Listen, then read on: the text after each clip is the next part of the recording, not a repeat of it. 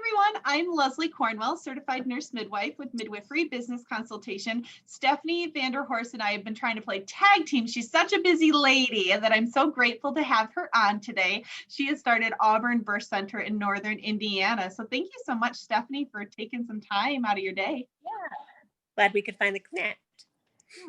Yeah, tell me a little bit about your story. I've known about your practice for 12 years and just what you guys have inspired just being in clinicals in Goshen, Indiana. And you've always over the years, even when I was in school or I was starting my birth center, you were always open to ask questions. That really was inspiring to me. So yeah, tell me a little bit more about you and why you became a midwife and started your birth center. Sure. The first reason I went back to become a midwife is I was a labor and delivery nurse, and then I became an OB manager. Changed as many things as I could, policy, procedure wise, as an OB manager, built a beautiful facility for births.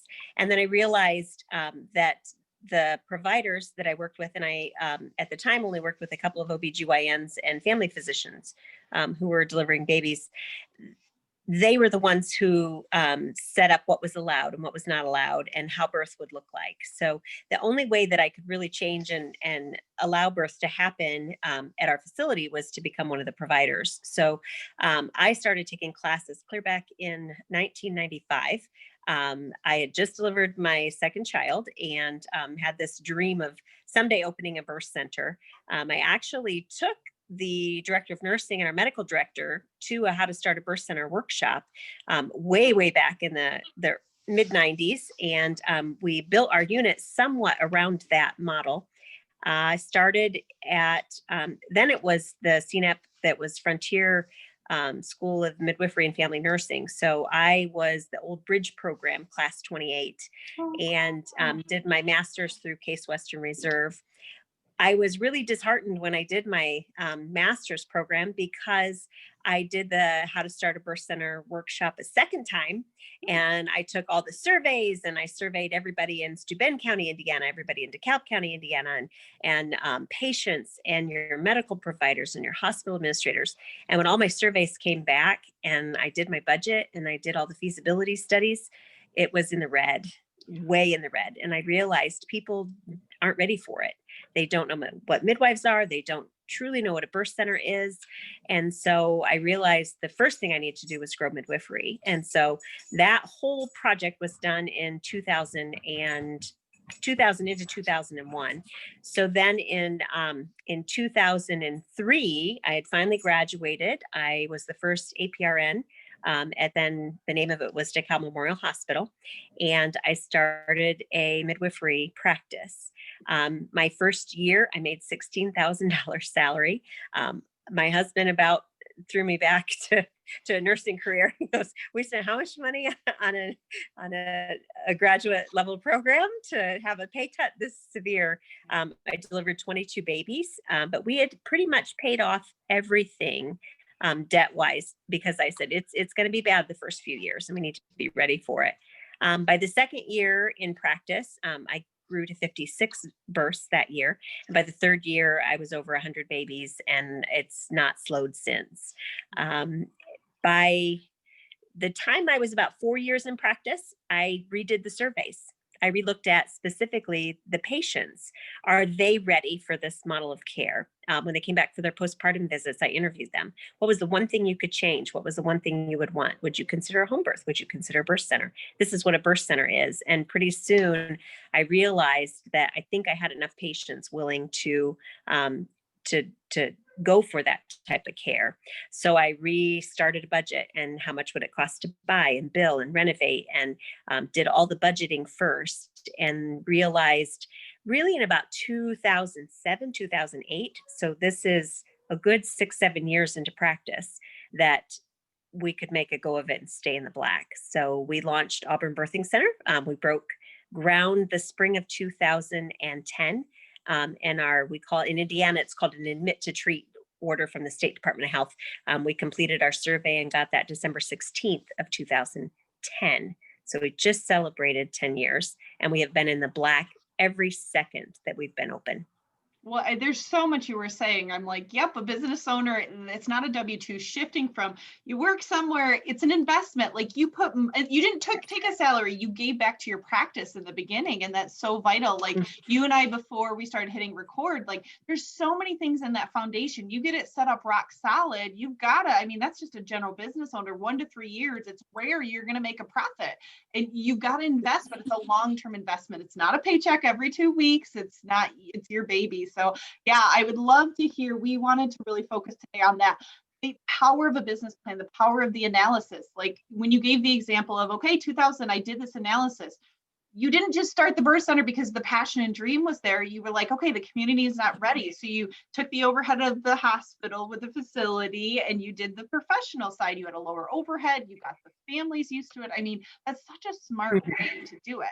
And then what made you decide exactly 5 years, this is a good time to redo that market analysis? Like, was it just the value? Well, I had informally redone it every year. Okay. Because I would constantly tell the physicians that I worked with. I had 2 OBGYNs at the time, and now it's our practice is 1 OBGYN and 3 certified nurse midwives. But the 2 OBs that I worked with at the time, I kept saying, well, when we open our birth center, so they would be like, ha ha ha. And so I would just tell them, I said, it's not quite going to be in the black yet, but trust me, we're going to get there. We're going to get there. And so then when they saw we grew to 2 midwives and they saw we grew to 3 midwives, and I would just come to them and I'd say, we just had a patient switch to a home birth. She really preferred a birth center. If we had a birth center, we'd still have her professional fee, we'd have her facility fee. And then when I eventually said, you know what, I've got this many women a year that would pay this amount per year to come birth at a facility like this, I think we could make a go of this. Then they finally had seen how I ran, the midwife side of our practice and trusted that, financially that we could make a go of it. So yeah, you were building a relationship with the physicians, the business partners, the hospital. I mean, that is so vital. So many people think, well, I'm going to do it in this community, and maybe the women love it, but the hospitals never had midwives. The physicians aren't friendly. Like you've got to, when you do a market analysis, it's not just the clients, it's the whole system of the healthcare around it. So you did such a smart way of showing them who you are, your business sense, your ethics and your motivation. I love how you kept saying when we have it, not if we have it. Yeah. Definitely. What other things, I know you and I both love helping other midwives and you get calls from all over the country. What would be one common challenge you hear from midwives as far as they are looking at getting started or they've already started? What are common mistakes or like challenges that come up? I think the biggest mistake that I hear from other midwives is not doing the background work. They don't understand that while this is a passion, this is a healthcare service, they still have to function within what are the rules and regs of their city that they're going to build in, their county they're going to build in. We found simple things like we had to be on municipal water. So maybe I had this beautiful property that was just outside of town that was, very, very tranquil, but I don't have municipal water. And in the state of Indiana, the regs were made that way. So I put another hat on. I actually work, at the state level, trying to update and streamline our state regs as far as what our birth centers need to be. But it's also understandable, you're using that water to care for people. And so that's one thing that was very interesting for us, trying to find that right property, the place to buy, the place to build. And we did end up finding a lot in building.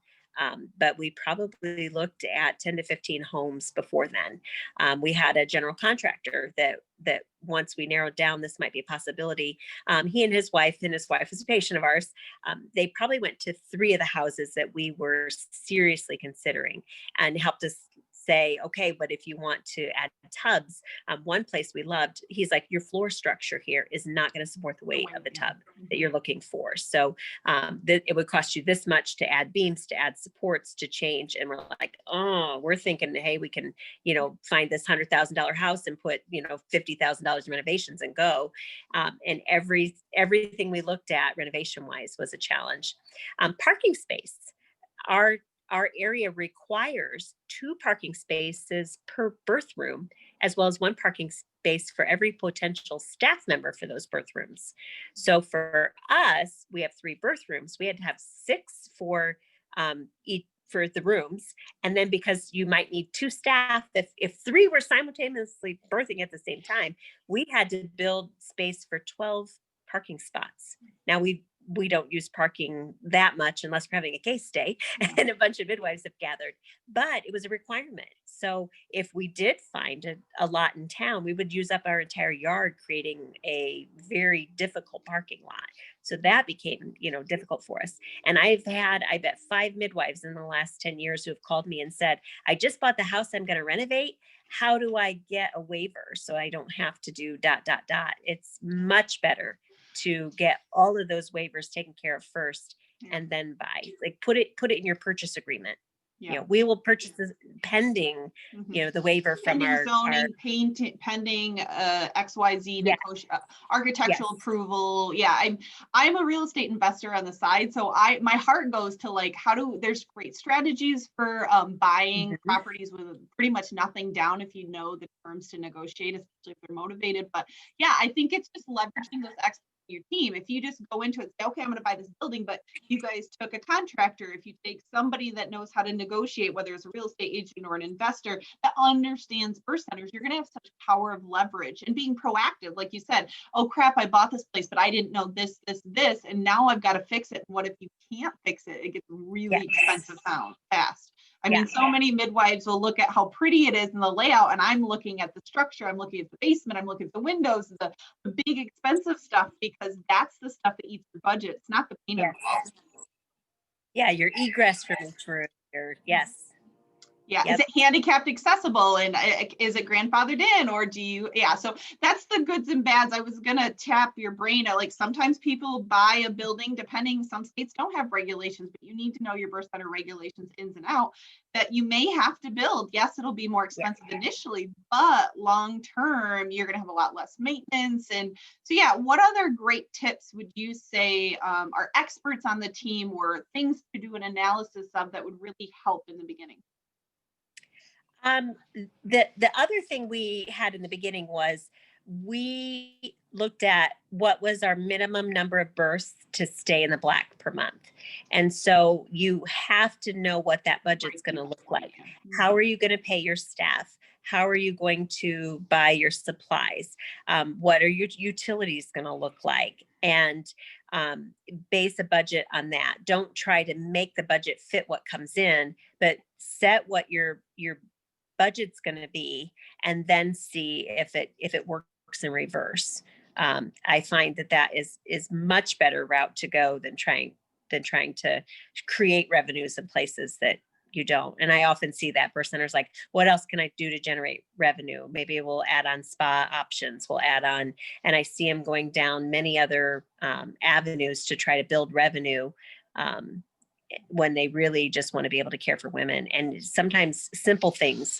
Right before we broke ground, or actually right before we purchased our ground, we were exactly 16,000 in the red for the whole project. And we had crunched all the numbers, and Dr. Whitehorse and I looked at it and we're like, you know what? We said if the math worked out and we could make it go, we'd sign and buy, and everybody was good to go. But we were 16,000 in the red. So we went back to all of our subcontracted people, our general contractor, and everybody subbed under him, and said, everybody recrunch the numbers. Look at what your bid was. Like, we really want to do this. It was 2009. There was not a lot going on as far as building. A lot of them were out of work. We tried to use family or friends or patients and everything. Leverage your community that wants this. Yes. Yes. So between our architect and our excavator and our general contractor, they did a simple, they turned the building. We had the garage coming in on the back side. And if anybody goes to our website, you can kind of see what the building looks like. The garage was going to be on the side profile, so you didn't actually see the opening of the garage from the front of the building. But that required laying asphalt to go around to the back to enter the garage from that direction. We did everything standard. Every truss is standard. Every door is standard. There is not a single custom thing in that center except for their care. And so everything was simple and basic so people could put their custom things in their own homes. And by flipping the garage to the other side, not laying as much asphalt, they came back to us. Now, we did not give them a number. We just said, we have a certain number we have to get to. We're all praying about it. And so we passed it back. Very They wise. came back within 48 hours, said, we redid it. And I mean, it gave the hair on my arm stood up. They said, we can cut off $16,000 by making this one change. You It was the know that exact there's number that we something, did. yeah, there's some other higher calling or being, but I think Absolutely. that's the important Absolutely. thing. Being a business owner, you don't push, well, I'll make the numbers work afterwards. I'll make the numbers, because your budgets are going to get screwed up. It's a No. snowball effect. If you don't have from the beginning, this is where we have to be. And you don't ever want to tell them, I need $5,000 off, because guess what? They're always going to $5,000. Maybe they could have got creative with 30. Like, you just, that's part of that Yeah. negotiation in a win-win situation. You knew they needed this job. They already invested time. They wanted this project. And you also wanted the birth center. And so I think it's that power of midwives knowing what their negotiation tools are, whether it's not always money. It's the power of the relationship. It's the power of the community wanting this. Mm-hmm. Very, very cool. So what other things? So you talked about the construction. How long did it take to build? We had it up in 4 months. Holy up cow. and open in 4 months. But it's because we did all of the groundwork ahead of time. We already had the building designed. We knew what our budget was. We knew what our land had to be in at. Like, when we signed for the land, we were breaking ground within days, because we already knew exactly what it would look like, exactly how it would be laid out. We had all of that ready to go. So that's amazing. Yeah. Well, it just shows, it was I mean, the planning thing. And everything was standard. So we didn't have to wait for anything custom to arrive. Yeah. Well, you think an average year and a half, that's lost revenue. You're paying the overhead, the construction, things drag on, mistakes happen. Like, it's just, it's a very, the women want this. How did you advertise it? Did you do a lot of advertising, like with the transition of going and delivering, or did you have like a cushion? How did you guys figure out when the grand opening would be for birth actually there? Well, we have, I don't think we've spent any money on advertising ever. Definitely not a big, if we advertise something, we're advertising as a donation to some type of community organization. We've spent very, very little in advertising dollars. And we have, other area birth centers that are, competing birth centers, but it's like, we just want to be the best midwives and center for the people that find us. Yeah. So we really did not do a lot, other than we have a Facebook page that's a little bit active. We have a website that we kind of do some information if someone's looking for us. We really found that it's a community birth center. So our community, word of mouth, if somebody says, I think I'm going to go to the midwives, somebody will say, oh, are you going to go to Stephanie, Corey, or Lara? I mean, we're known by name. A lot of people can just say our name and they know what practice we're with. So word of mouth has been so strong. We've not needed to have a super big, marketing presence at all. Marketing is tremendously expensive. While it's absolutely necessary in many places, our whole annual budget could be eaten up in advertising. So we just tell our family, if you like the type of care you got, please tell your friends and family, because if we have to market it, we're going to have to raise our costs. And our goal is to keep this as cost effective for you as a family as possible.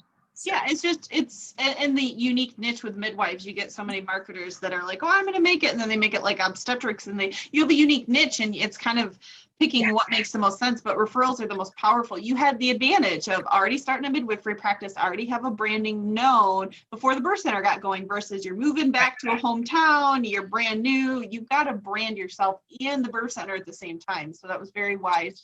One thing I wanted to go back Yeah. to, you were talking about startup costs and overhead and break-even points. I would love for you to touch base on just the importance of understanding, okay, are you going to be cash? Are you going to be in network? Are you going to be out of network? Because that affects your whole overhead the first couple of years. Because if you're going to do cash, it's simple and you can get paid before the birth. But if you're doing insurance and waiting to get the patient responsibility and the insurance, you've got to have a year and a half, 2 years of overhead cushion already built up. So if you want to talk about that a little more. Mhm. Yes. We have felt like from the time we opened, we needed 6 months of operational expenses on hand.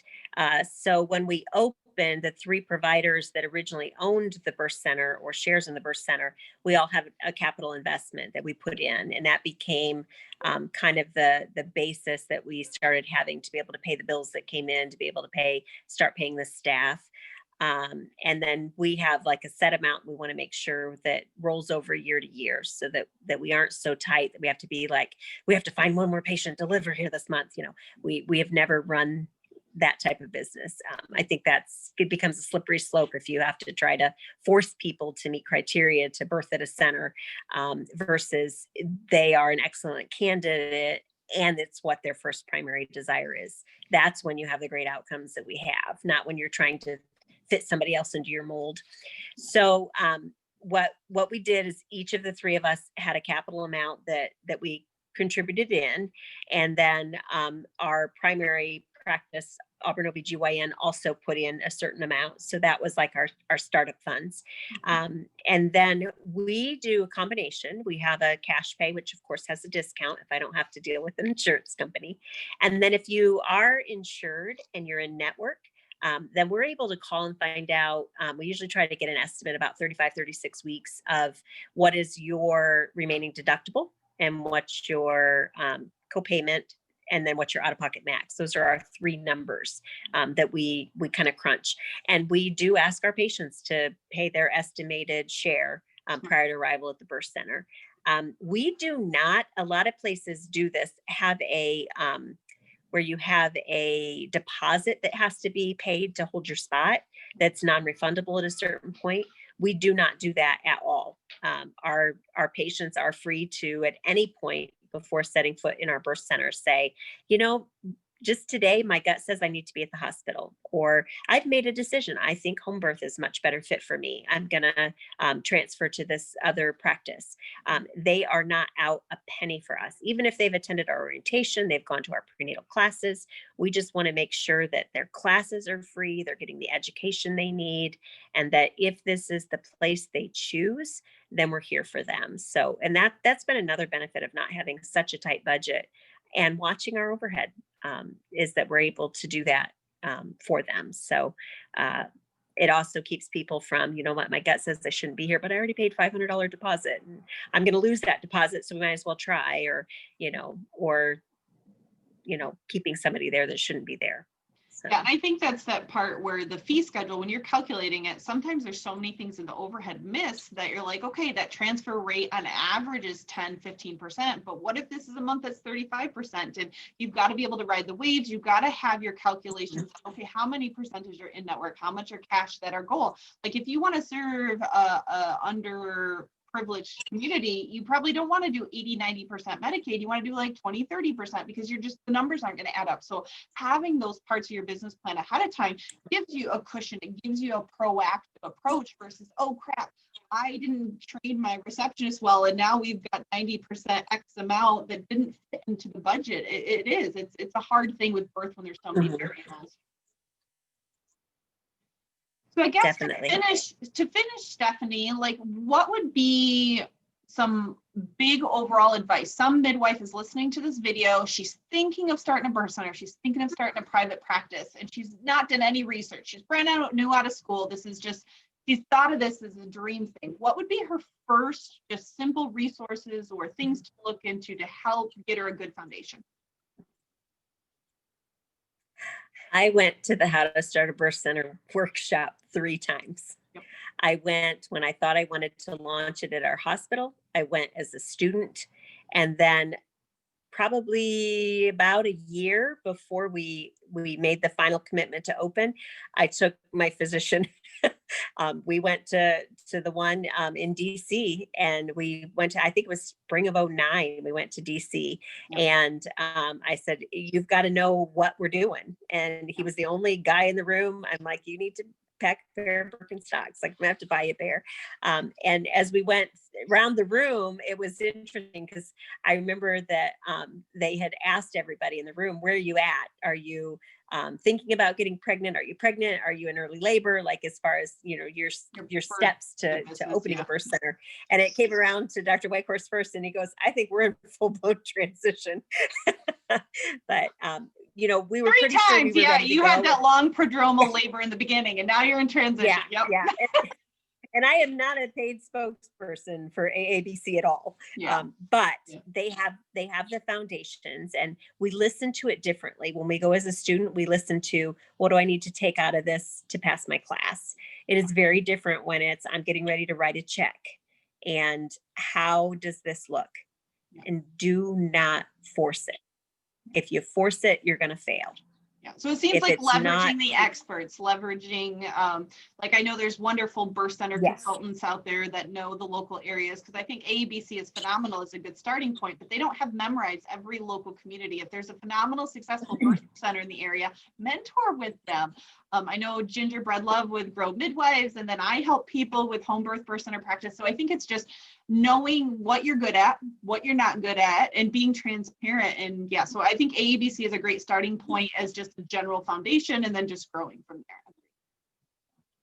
Well, Absolutely. Thank you so much, Stephanie, for your precious time. I have learned so much from you. Awesome. What is a great way that people can connect with you if they have questions or want to do some resources? Do you prefer a phone call, an email, going to your website? Probably email would work. Our website does have an email link to it that will forward to me. One of our midwives, Corey, tends to run those, but she'll pass any forward to me. And then I still use my old school email, my name, stephanie.vanderhorst at midwives.org. If anybody wants to send anything that way, we can certainly help as well. So. Perfect. Well, thank you so much for your time, Stephanie. And I really appreciate it. I can't wait to see where Auburn goes. Maybe you guys will get a little franchise going as your next level. There you go. Bye-bye.